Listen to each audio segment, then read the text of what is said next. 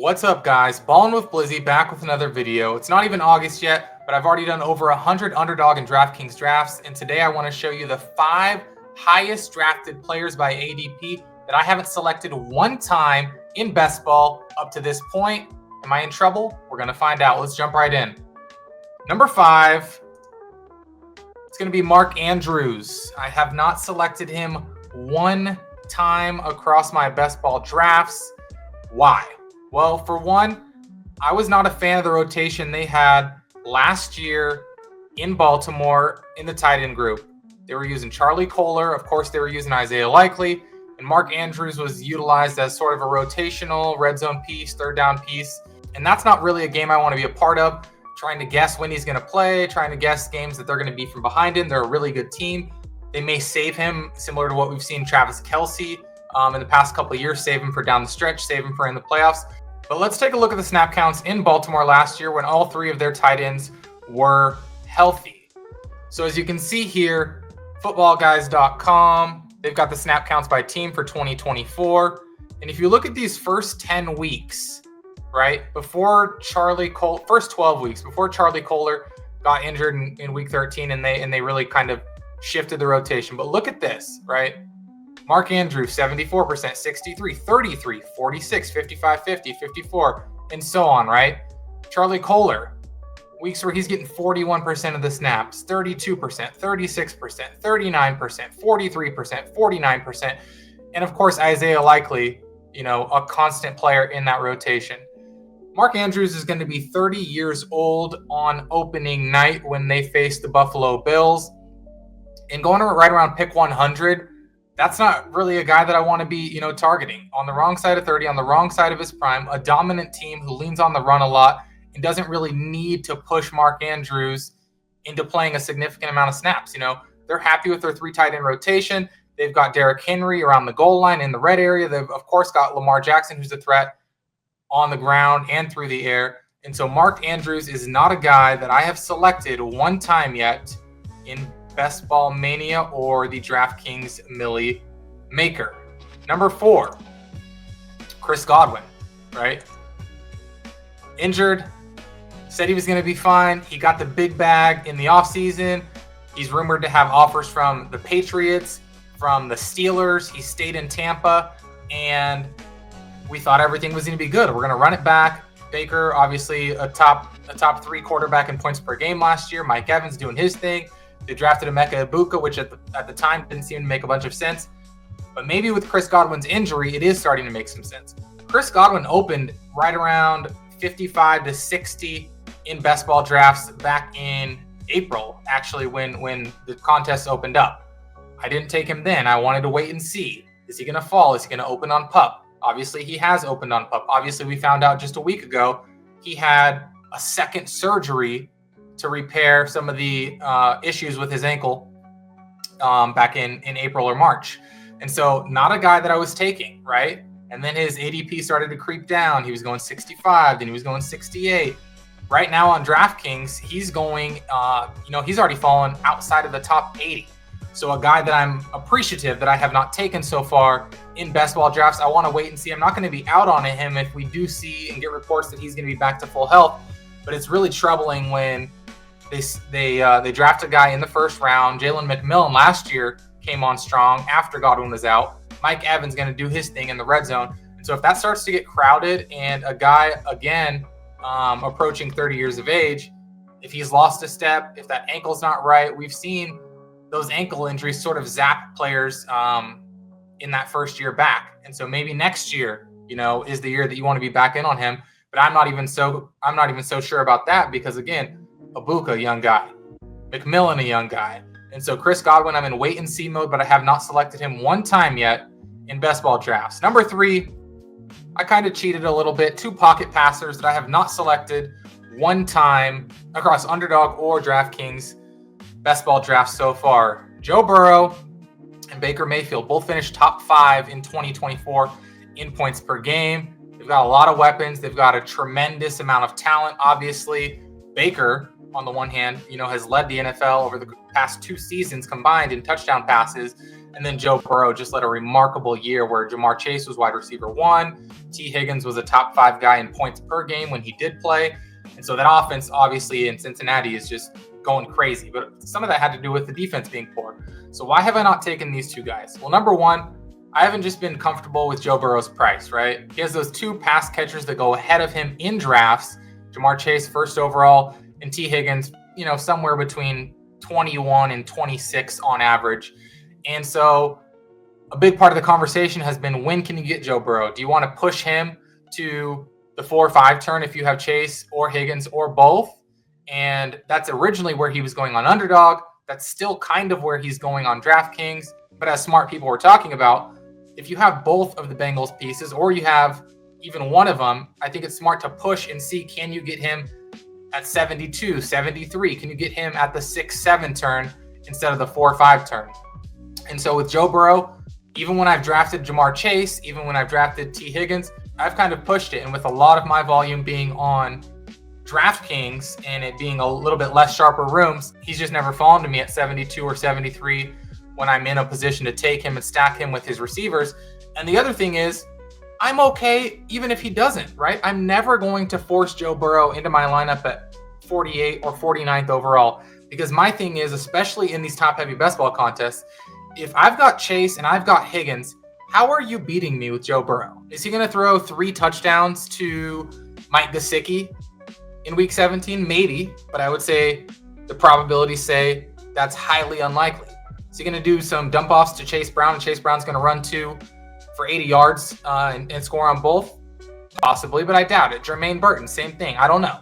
And so if I've got one or both of the Bengals pass catchers, I'm just going to let the room sort of dictate it. If he wants to fall all the way back to me way after ADP, then I'll scoop him for the first time this summer. But I'm never going to force the issue. I'm never going to take him ahead of ADP. I'm never going to try to push him up to that 4-5 turn, because I don't think the payoff's worth it. And frankly, I don't think the guy's sniping Joe Burrow without having already T. Higgins and Jamar Chase. I don't think it makes too much sense. And then Baker. Why am I not getting much of him? Well, as I just alluded to, I haven't taken Godwin at all, right? So that's a natural stacking partner for Baker that I'm not taking. And then Mike Evans, I kind of like other guys in that range. I really like Devontae Adams in that range, right? And with Baker being a pocket passer, yes, last year he did have the most rushing yards of his career, but with him primarily being a pocket passer and him needing to really rely on throwing the ball downfield and stacking up touchdowns and passing touchdowns, especially as Bucky Irving comes on, it may take some of that away.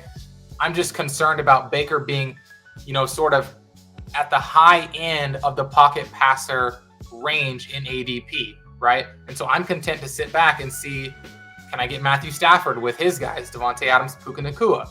Can I get Michael Penix Jr. with Darnell Mooney and Drake London? Who are some of the other pocket passers that I can get that are going well after Baker Mayfield?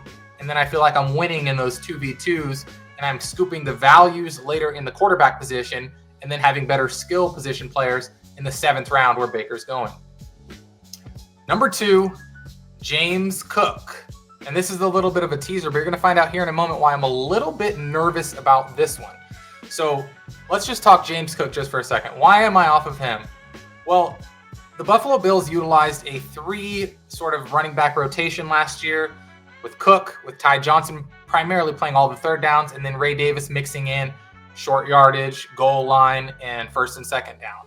And so that initially was why I was sort of off of Cook. I didn't like the snap numbers. I don't like that he doesn't really play on 3rd downs. I obviously didn't like that there was talk of him holding out. He has obviously reported to camp and is there in Orchard Park. But again, those were some of the things that initially just had me worried about him, right? You talk about the fact that he did lead the running back position in touchdowns last year, scored 18 of those. And so you don't really want to fade those, especially on a half PPR site like Underdog. On DraftKings, it makes a bit more sense. Ty Johnson's catching a lot of passes. Ty Johnson's playing the 3rd downs. But James Cook, just overall, that snap situation kind of scared me. So let's go back over to football, guys, and look at what I'm talking about with the James Cook snap situation last year and why it doesn't leave a ton of room for growth this year. So look at some of these numbers, right?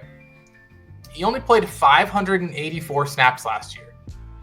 You know that obviously Josh Allen played all the snaps. So you're looking at, close to 1,200 snaps, and James Cook played less than half of them, right? You look at the rest of the running back room. Obviously, we're not going to count Reggie Gilliam, fullback, tight end hybrid. But if you add up the snaps between Ray Davis and Ty Johnson, that's 687 snaps, right? So they got those two combined for 103 more snaps than James Cook. So that's worrisome. And then you look at all these games, 37% of snaps, 45%, 45%. And in the end, he did look like a good pick. He was a good pick, and he obviously returned value for your season-long teams and obviously for your best ball teams because he scored so many touchdowns.